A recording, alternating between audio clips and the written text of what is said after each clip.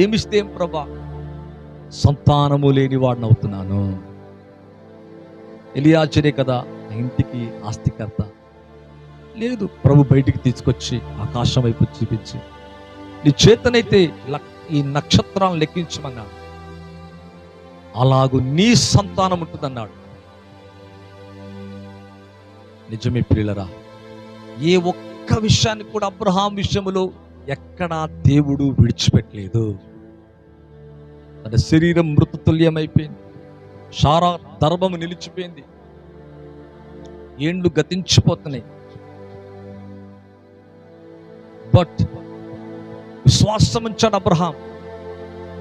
అప్పుడప్పుడు సందేహపడ్డాడు కూడా, ఆలస్యం అవుతుంది.